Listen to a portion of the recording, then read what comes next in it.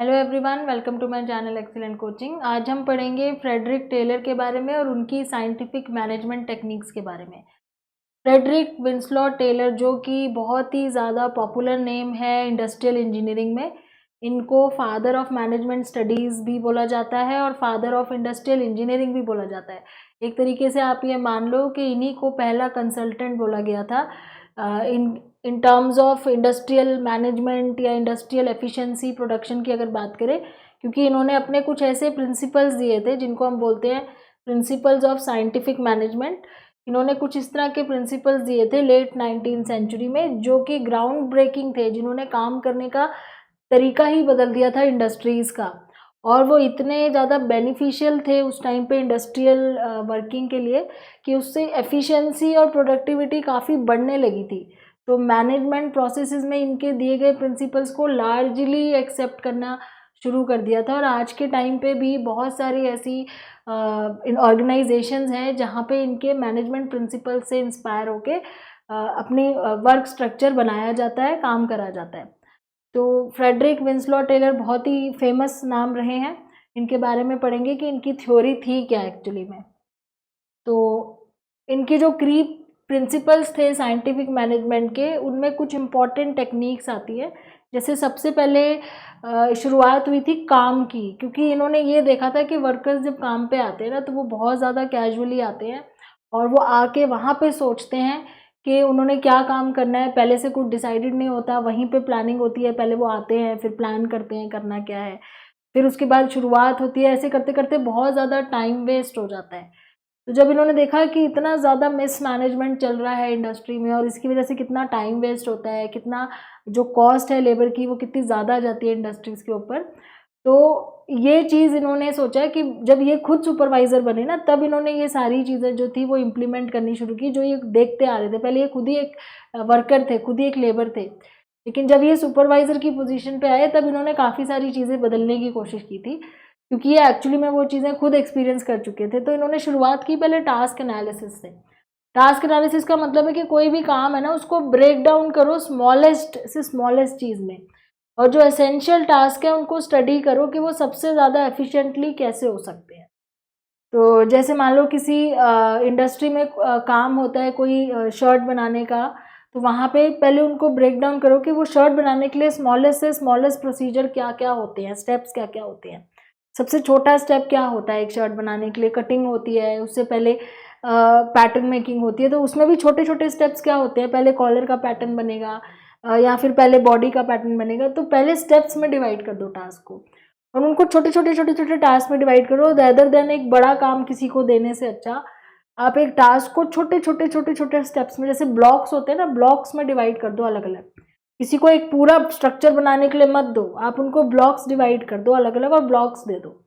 तो पहले तो टास्क एनालिसिस करो कि जो काम कर रहे हैं ना उसको स्मॉलेस्ट में कैसे ब्रेक करा जा सकता है और उस काम का सबसे कम टाइम क्या होगा करने का, सबसे कम टाइम कितने टाइम में वो काम हो सकता है। फिर टाइम एंड मोशन स्टडीज इन्होंने करी। इन्होंने स्टॉप वॉच का यूज़ किया ये मेजर करने के लिए and analyse the time and movement required for each task, then standardise the best method. तो उस जो एक बड़ा काम था उसको इन्होंने पहले छोटे छोटे कामों में डिवाइड कर दिया। फिर इन्होंने ये देखा कि हर वो स्टेप करने के लिए सबसे बेस्ट मूवमेंट क्या है, बेस्ट मोशन यानी कि सबसे बेस्ट तरीका क्या है उस काम को करने के लिए, प्लस सबसे कम टाइम कब लग रहा है, सबसे लीस्ट टाइम में, सबसे लीस्ट टाइम में उस काम को करने में कितना टाइम लग रहा है बेस्ट तरीके से, कि वो काम खराब भी ना हो, अपना जो ऑप्टिमम लेवल है उस लेवल तक हो क्वालिटी, और टाइम कम लगे। तो ऐसे ही जितने टास्क इन्होंने एनालाइज किए उनको स्टॉप वॉचेस से चेक करा कि कितने कम से कम टाइम में वो काम हो सकता है जिससे उसकी क्वालिटी भी ना खराब हो। तो पहले टास्क एनालिसिस किया, फिर टाइम एंड मोशन स्टडीज करी, फिर क्या करा, इंसेंटिव बेस्ड पेज डिसाइड करी। इंसेंटिव बेस्ड पे का मतलब है कि उन वर्कर्स को जिनको वो टास्क दिया है उनको बोला है कि जितने ज़्यादा काम पीसेस वो करेंगे उतना ज़्यादा उनको पैसे मिलेंगे उस चीज़ के, यानी कि पीस रेट पे सिस्टम। अब उसमें था क्या, जैसे सपोज एक शर्ट बनाने का जो मैंने आपको एग्जांपल लिया कि एक शर्ट बनाने के लिए कुछ प्रॉपर स्टेप्स होते हैं। तो सपोज उसमें सबसे पहला ये स्टेप था कि आगे की शर्ट का पैटर्न बनाना है। एक स्टेप वो हो गया। दूसरा स्टेप हो गया कि कॉलर का पैटर्न बनाना है। तीसरा हो गया बाजू का पैटर्न बनाना है। तो वो काम को छोटे छोटे टास्क में, पूरी शर्ट जितने में बनाने में काम होते हैं, जितने टास्क होते हैं, उसको छोटे छोटे टास्क में बांट दिया।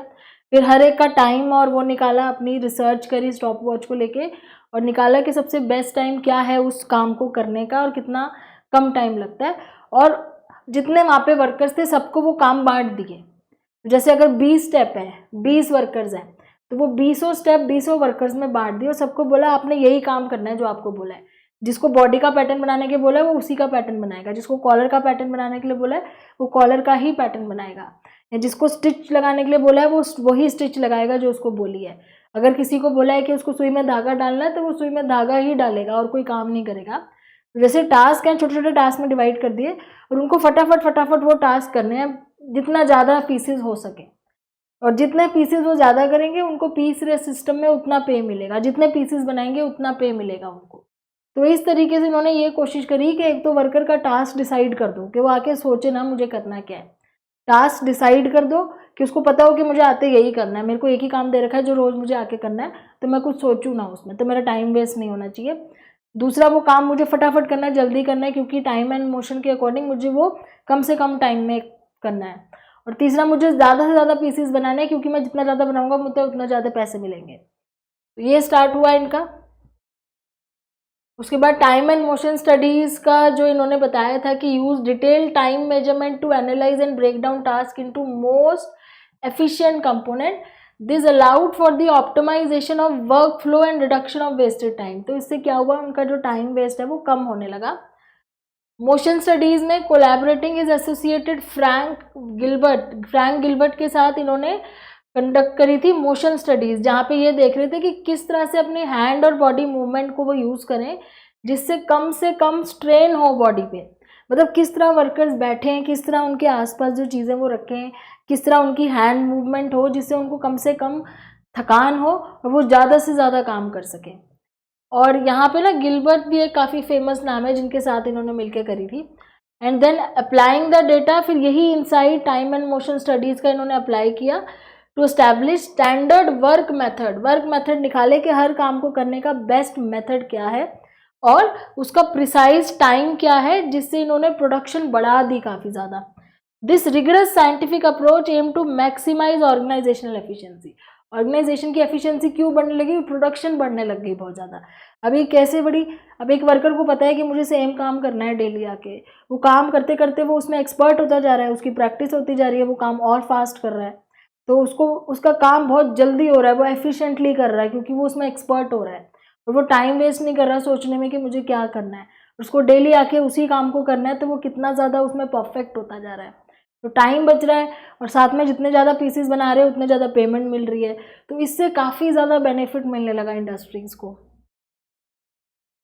तो स्टैंडर्डाइजेशन ऑफ वर्क में क्या किया इन्होंने, स्टैंडर्डाइजेशन प्रोसीजर में Taylor advocated for the standardisation of work process. मतलब इन्होंने डिसाइड कर दिया कि कोई भी काम करने ना तो उसके अंदर ये स्टेप्स होंगे और इस तरह वो काम बांटे जाएंगे और हर बार वो सेम तरीके से फॉलो होगा। तो the work process through detail time and motion study के हर काम के कितने टाइम लगना चाहिए, हर स्टेप के लिए कितना टाइम लगना चाहिए, उससे ज़्यादा टाइम नहीं लगाना है। Allowed for the optimum efficiency and productivity by breaking down the task into their most fundamental element. छोटे से छोटा जितना तोड़ा जा सकता है ना टास्क को, उतना छोटा तोड़ के उसको कर दिया। नाउ स्टैंडर्डाइज इक्विपमेंट्स यूज़ करने शुरू करें। They emphasize the importance of providing worker with specialized standardized tool and equipment। पहले क्या था कि टेलर के टाइम पे जब वो खुद एक लेबर थे कि घर से ही टूल लेके जाना है, लेबर अपना टूल खुद लेके आ रहे हैं, सबके अलग अलग टाइप के टूल है, किसी से काम जल्दी हो रहा है, किसी से कम हो रहा है, कोई लाना भूल गया। टेलर जब ये खुद फोरमैन बने, सुपरवाइजर बने, इन्होंने बोला कि इंडस्ट्री प्रोवाइड करेगी टूल और सेम होंगे सबके, ताकि कोई किसी में कोई एरर के चांस ना हो। To ensure consistent quality and prevent unnecessary variation, तो वर्क आउटपुट में कोई वेरिएशन ना आए। स्टैंडर्डाइज ट्रेनिंग दी जाएगी, support the standardisation of work, Taylor recommended implementing rigorous training programme. सबको ट्रेनिंग दो टू एंश्योर कि वो प्रॉपरली एग्जीक्यूट करें अपना काम, and this help maintain consistency across the organisation. तो इससे ये होगा कि सबका काम कंसिस्टेंट होगा, फोकस्ड होगा अपने ही काम में। सबको ट्रेनिंग दो कि कैसे काम करना है। तो स्टैंडर्डाइजेशन ऑफ वर्क इन्होंने जो था एस्टैब्लिश किया। तो सबसे पहले इन्होंने क्या किया, टास्क एनालिसिस किया, उसको ब्रेक डाउन किया और टाइम एंड मोशन स्टडीज करी। दूसरी चीज इन्होंने करी standardisation of work. Then functional foremanship. Foremanship का मतलब होता है सुपरवाइजरी रोल्स होते हैं, जो सुपरवाइजर होता है, सुपरवाइजर। तो स्पेशलाइज रोल्स में टेलर कहते थे कि functional foremanship involve dividing management responsibility into specialised role each with the focus area of expert. तो एक सुपरवाइजर का क्या काम है कि वो जो मैनेजमेंट रिस्पॉन्सिबिलिटीज हैं या जो काम है उसको सबको बांट दो और सबको एक एक एक्सपर्टीज एरिया दे दो कि वो उस पर काम करेगा, उसी पे फोकस रखेगा। वो सारी चीज़ें जानने की कोशिश नहीं करेगा, जिसको जो काम दिया है वो उसी पे ऊपर अपना फोकस रखेगा। तो he need not be the master of all trades, but एक ही जगह पे अपना फोकस रखे। The streamlining operations means by assigning specific tasks to expert foremen, Taylor aimed to streamline production and improve efficiency through specialized knowledge and oversight। मतलब कि जिसको जो काम दिया है जब वो उसी पे फोकस करेगा तो वो उसी पे स्पेशलाइजेशन करेगा, उसी में वो एक्सपर्ट होता जाएगा, तो वो उसी में ही ज़्यादा से ज़्यादा बेटर तरीके ढूंढेगा काम करने के।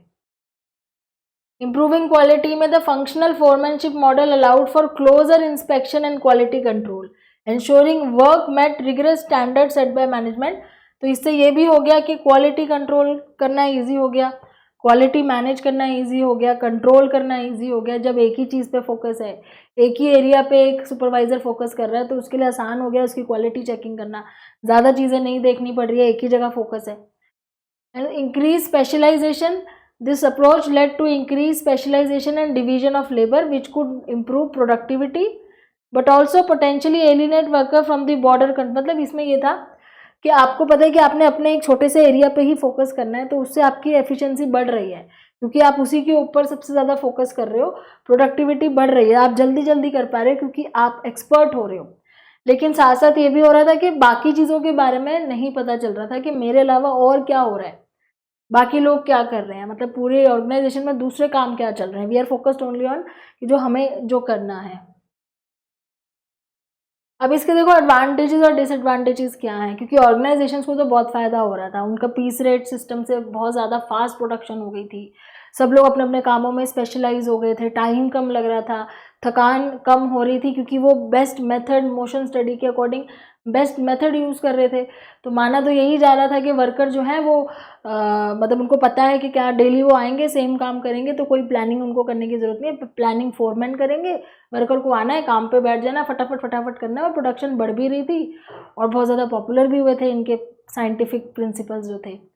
पर एडवांटेज देखो इसमें क्या क्या थी, इंक्रीज प्रोडक्टिविटी हुई, फ्यूअर एम्प्लॉय नीडेड, एम्प्लॉय की ज़रूरत कम पड़ने लगी क्योंकि वो छोटे छोटे टास्क में डिवाइड कर दिया था, तो वो टास्क जो थे वो सीख रहे थे लोग, तो वो उसी में एक्सपर्ट होते जा रहे थे, ज़्यादा लोगों की ज़रूरत नहीं पड़ रही थी। Consistent products and quality, consistency आ गई सारे प्रोडक्ट्स में, जब एक ही तरीके से सारे काम करेंगे सब लोग तो कंसिस्टेंट प्रोडक्ट बन के निकलेगा, क्वालिटी सेम रहेगी। Do not need to pay premium to skilled workers, skilled worker की तो ज़रूरत ही नहीं थी पहली बार, जब छोटे छोटे टास्क करने हैं वो तो अनस्किल्ड वर्कर को भी सिखाए जाते हैं, तो यहाँ पे कोई ऐसी प्रॉब्लम नहीं थी कि स्किल्ड वर्कर है तो उनको प्रीमियम देना है, जो ज़्यादा काम कर रहे हैं तो उनको ज़्यादा पे देनी है, सबको छोटे छोटे कामों में बांट दिया था। Most productive employees receive higher wages, जितने ज़्यादा जो लोग बना रहे थे ना पीसीज उसको सबसे ज़्यादा पैसे मिल रहे थे क्योंकि वो पीस के अकॉर्डिंग मिल रहे थे। अब देखो ये तो थी इसकी पॉजिटिव साइड, अब इसकी नेगेटिव साइड क्या थी, अनफुलफिल्ड एम्प्लॉय। अब आप एम्प्लॉय के बारे में सोचो कि जो एम्प्लॉय वहाँ काम कर रहा है उसके ऊपर सोचो आप, जिसको डेली पता है कि मुझे आके सेम काम करना है, मुझे कुछ नया नहीं करना, मुझे रोज़ सुबह जाना है, मुझे वही काम करना है, मैं पूरा दिन वही करूँगा और मैं उसी में जितना ज़्यादा करता रहूँगा, लगातार बैठ के करना है मुझे। Obviously some of the break time was there between, पर कोई नया नहीं कुछ करना, सेम काम डेली करना है आपको रिपीटेटिव लेवल पे, तो आपको कैसा लगेगा, कभी फीलिंग वो नहीं आएगी कि बहुत ज़्यादा बोर हो रहे हैं या फिर कुछ नया नहीं सीख पा रहे हैं, मतलब कुछ और बाकी क्या चल रहा है कुछ पता ही नहीं चल रहा है, अपने ही एक एरिया में आप हो और उसी को आप डेली कर करके मेंटल फटीग हो जाएगा। तो बहुत ज़्यादा अनफुलफिल्ड हो गए थे employees. Created unemployment and strike action, unemployment होने लगी थी क्योंकि एक्स्ट्रा वर्कर्स को निकाल दिया था, स्किल्ड वर्कर्स को निकाल दिया, स्किल्ड चाहिए ही नहीं, अनस्किल्ड से काम चल जाएगा, उनको छोटे छोटे काम सिखाने हैं वो तो कोई भी कर लेंगे। तो निकाल दिए गए वर्कर्स, स्ट्राइक्स होने लगी। Losses of individual initiative, individual initiative मतलब इनिशिएटिव पर्सन कब लेता है, जब उसको मन करता है काम करने का, कुछ प्रॉब्लम सॉल्व, कुछ चैलेंज दो आप किसी को तो वो इनिशिएटिव लेगा ना, उसमें कुछ करेगा, कुछ प्रॉब्लम सॉल्व करेगा, मन लगाएगा, कुछ अपने तरफ से इनोवेट करेगा। वर्कर अपनी बिलोंगिंगनेस कब फील करेगा, जब उसको इन्वॉल्व किया जाएगा किसी चीज़ में। लेकिन जहाँ उसको बोल दिया कि आपका डेली ये काम है, आपको यही करना है, सपोज आपको बोल दिया आपको डेली आके फाइल में पेजेस लगाने हैं, आपका डेली का यही काम है, तो आप क्या इनिशिएटिव लोगे? कोई इनिशिएटिव नहीं लोगे, आपको कुछ फर्क ही नहीं पड़ रहा क्या हो रहा है क्या नहीं हो रहा ऑर्गेनाइजेशन। डीह्यूमनाइजिंग फॉलोइंग बेसिस इंस्ट्रक्शन, तो ये बहुत ज़्यादा डीह्यूमनाइजिंग था, क्योंकि ह्यूमन बीइंग का जो पर्पस होता है ना, वो ग्रो करने का होता है, सेल्फ एक्चुअलाइज करने का होता है। हम सब सीखना चाहते हैं, आगे बढ़ना चाहते हैं, चैलेंजेस हैंडल करना चाहते हैं, बहुत पोटेंशियल होते हैं ह्यूमन में। आप उनको चैलेंजेस दो, वो बहुत कुछ कर सकते हैं उनको सॉल्व करने के लिए, वो और भी बहुत ज़्यादा एक छोटी सी जॉब के अंदर काफ़ी बड़ा अपना करियर बिल्ड कर सकते हैं, बहुत आगे तक जा सकते हैं अगर उनको चांस दिया जाए। वो ऑर्गेनाइजेशन में भी बहुत ज़्यादा हेल्प हो सकती है उसकी। लेकिन आप उसको एक मशीन बना रहे हो, यहाँ पे you are making that person a robot, कि आपने कमांड डाल दी और रिपीटेडली उसी को करे जा रहे हैं, तो इट इज़ टोटली डीह्यूमनाइजिंग। इंसान तो समझा ही नहीं गया वर्कर्स को। सर्वाइवल ऑफ द फिटेस्ट वाला एनवायरनमेंट हो गया कि जो सबसे ज़्यादा पीसेस बनाएगा उसी को रखा जाएगा, जिससे काम नहीं हो रहा जल्दी जल्दी उसको निकाल दो। तो सर्वाइवल ऑफ द फिटेस्ट मतलब बहुत ज़्यादा नेगेटिव कंपटीशन डेवलप हो गया था। तो ये बहुत ही नेगेटिव इम्पैक्ट इसके पड़े थे, काफ़ी टाइम तक चला ये, लेकिन धीरे धीरे धीरे और जब बाकी रिसर्चर्स ने अपनी रिसर्चेस करी और ये देखा कि इस चीज़ का तो काफ़ी नेगेटिव इम्पैक्ट पड़ रहा है, ऑर्गेनाइजेशन के फ़ायदे बहुत हो रहे हैं लेकिन वर्कर्स का उनका बहुत नुकसान हो रहा है, और ये ह्यूमन प्रिंसिपल्स के बिल्कुल अगेंस्ट है इस तरह से काम कराना, उनको मशीनों की तरह काम कराना। तो बहुत ज़्यादा पॉपुलर हुए थे, बट उसको अगेन आपको पता है कि कोई चीज़ बहुत ज़्यादा फेमस होती है तो कहीं ना कहीं उसकी कोई कमी ज़रूर होती है। तो this was the negative side of the scientific management principles. तो इसके क्रिटिसिज्म फिर क्या आए बाद में कि ये बहुत डीह्यूमनाइजिंग अप्रोच है, यहाँ मशीन माना जा रहा है इंडिविजुअल्स को मशीनों की तरह, उनकी साइकोलॉजी के ऊपर ध्यान नहीं दिया जा रहा कि सेम काम रोज करा रहे हो उनके ऊपर क्या असर हो रहा है, कैसा स्ट्रेस उन्हें लग रहा होगा। उनकी सोशल नीड पर ध्यान नहीं दिया जा रहा कि उनको बिलोंगिंगनेस नहीं फील होने दे रहे, उनको अपने ऑर्गेनाइजेशन के बारे में कुछ पता ही नहीं है, उनको कैसे लगेगा कि ये मेरी ऑर्गेनाइजेशन है। वो तो वहाँ रोज़ एक नौकरी, एक जॉब, एक कंपल्शन समझ के जाएंगे क्योंकि पैसा कमाना है, सिर्फ पैसे का रिलेशन रहेगा और कोई नहीं। दूसरा, lack of worker autonomy, worker के पास कोई ऑटोनॉमी नहीं है कि वो कोई डिसीजन मेकिंग ले सके, कोई क्रिएटिविटी दिखा सके, कोई इनिशिएटिव लेके उसको तो ग्रो ही नहीं करने दे रहे वर्कर को, है ना। Next, neglect worker welfare. अच्छा, वर्कर का वेलफेयर कहाँ गया इसमें, उसको इतना वर्कलोड दे दिया कि वो जल्दी से जल्दी जितना काम करेगा उतने पीसेस मिलेंगे, तो वर्कलोड इतना बढ़ा दिया, हेल्थ हैजर्ड्स होने लगे, पुअर वर्किंग कंडीशंस होने लगी, क्योंकि फोकस सिर्फ प्रोडक्टिविटी पे था, वर्कर के नीड्स पे तो था ही नहीं। एंड इग्नोरिंग ऑर्गेनाइजेशनल कॉम्प्लेक्सिटी, तो यहाँ पे क्योंकि इतना ज़्यादा सिंप्लीफाई कर दिया था टास्क को और इतना इजीली इन्होंने मशीन्स वगैरह की तरह ही कर दिया था शुरू के, इन्होंने बोला कि over simplifying the complexity of human behaviour, human behaviour को तुम मशीन कैसे बना सकते हो, इतना ओवर सिंप्लीफाई कैसे कर दिया कि वो रिपीटेडली एक टास्क करता रहेगा। And organisation dynamic, failing to account for social and psychological factors, कि जब आपको अगर प्रोडक्टिविटी चाहिए ना उसमें और भी फैक्टर्स होते हैं, जैसे मोटिवेशन एक फैक्टर होता है, जो यहाँ पे टेलर ने बोला कि पैसा ही है, पैसे से ही मोटिवेट होंगे, लेकिन और भी बहुत फैक्टर्स होते हैं, हेल्थ होता है, मोटिवेशन होता है, रिलेशनशिप्स होते हैं आपस में, बहुत सारे फैक्टर्स होते हैं ह्यूमन बिहेवियर में। इतना सिंपल कैसे हो सकता है कि आपने पैसे दे दिए और वो काम करेगा मशीन की तरह। तो ये काफ़ी सारे क्रिटिसिजम्स थे इसके। और बाद में अभी भी जैसे आप कह रहे हो कि क्रिटिसिजम्स होने के बाद भी आज के टाइम पे भी बहुत सारी कंपनीज जो हैं ये साइंटिफिक प्रिंसिपल्स आज के टाइम भी फॉलो करती हैं, क्योंकि उनका बेनिफिट होता है। और ये जो सिंबल आपको यहाँ दिख रहा है आप सब इसको पहचानते हो। अगर मैं कोई कॉमन एग्जांपल दूँ तो मैकडॉनल्ड्स है, जहाँ पे आज भी ये चीज़ फॉलो की जाती है। आप इसको कैसे कह सकते हो, क्योंकि आप कहीं भी किसी भी जगह पे किसी भी मैकडॉनल्ड्स में चले जाओ, आपको same quality, same consistency of the product, सारी चीज़ें आपको लगेगा कि सेम है। आप कहीं पे भी बैठे होगे आपको नहीं लगेगा कि आप किसी दूसरे रेस्टोरेंट में आए हो, आपको लगेगा कि सेम रेस्टोरेंट है मैकडॉनल्ड, चाहे वो कहीं भी जाओ प्रोडक्ट आपका सेम मिलेगा। बिकॉज वहाँ पे ये सेम साइंटिफिक प्रिंसिपल्स फॉलो होते हैं। एक पर्सन है वो फ्राइज़ बना रहा है तो वो फ्राइज़ ही बनाएगा, दूसरा है जो बन्स बना रहा है तो वो बन्स ही बनाएगा, तीसरा है कि वो उसके अंदर की फिलिंग होती है ना, जैसे हमारी आलू की टिक्की की फिलिंग होती है तो वो वही बनाएगा, चौथा क्या करेगा वो बन को और टिक्की को कंबाइन करके देगा, पांचवा पर्सन क्या है वो उसको पैक कर रहा है तो वो पैक ही करेगा। आज भी मैकडॉनल्ड्स में सेम तरीके से काम किया जाता है। एक फोकस एरिया दे दिया है हर वर्कर को, वो उसी के ऊपर फोकस कर रहा है और अपने अपने काम बटे हुए हैं और इस तरीके से कंसिस्टेंसी मेंटेन करी हुई है, क्वालिटी मेंटेन करी।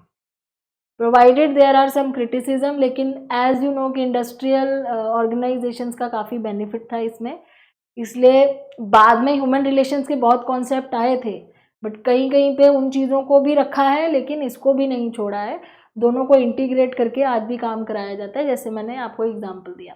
आपको और भी बहुत मिल जाएंगे इस तरह के एग्जाम्पल्स। तो this was it, this was the scientific management principles of Frederick Winslow Taylor, जो कि मैनेजमेंट की स्टडीज़ में काफ़ी इंपॉर्टेंट माने जाते हैं। तो I hope you have learn something new. तो please like share subscribe and thanks for watching.